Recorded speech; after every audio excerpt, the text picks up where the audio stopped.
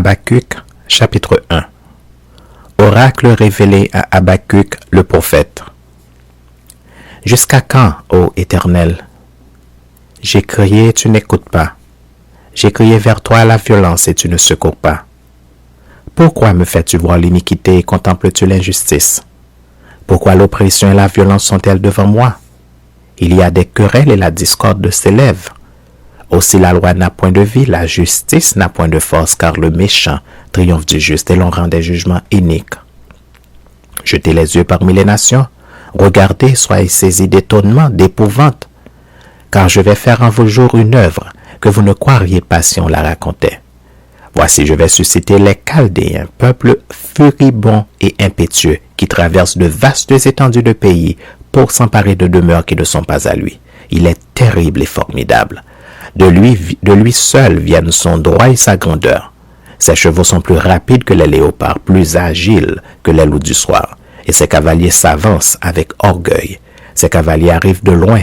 Ils volent comme l'aigle qui fond sur sa proie. Tout ce peuple vient pour se livrer au pillage. Ses regards avides se portent en avant, et il assemble des prisonniers comme du sable. Il se moque des rois, et les princes font l'objet de ses railleries. Il se rit de toutes les forteresses, il amoncelle de la terre et il les prend.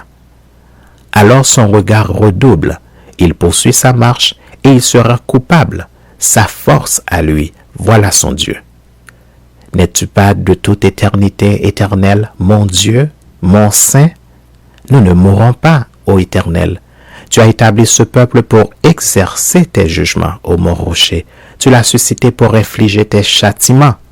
Tes yeux sont trop purs pour voir le mal, et tu ne peux pas regarder l'iniquité. Pourquoi regarderais-tu les perfides et te tairais-tu, quand le méchant dévore celui qui est plus juste que lui? Traiterais-tu l'homme comme les poissons de la mer, comme le reptile qui n'a point de maître? Il les fait tous monter avec l'hameçon, et les attire dans son filet, il les assemble dans ses raies. Aussi est-il dans la joie et dans l'allégresse. C'est pourquoi il sacrifie à son filet. Il offre de l'encens à ses raies, car par eux sa portion est grasse et sa nourriture succulente. Videra-t-il pour cela son filet? Et toujours égorgera-t-il sans pitié les nations?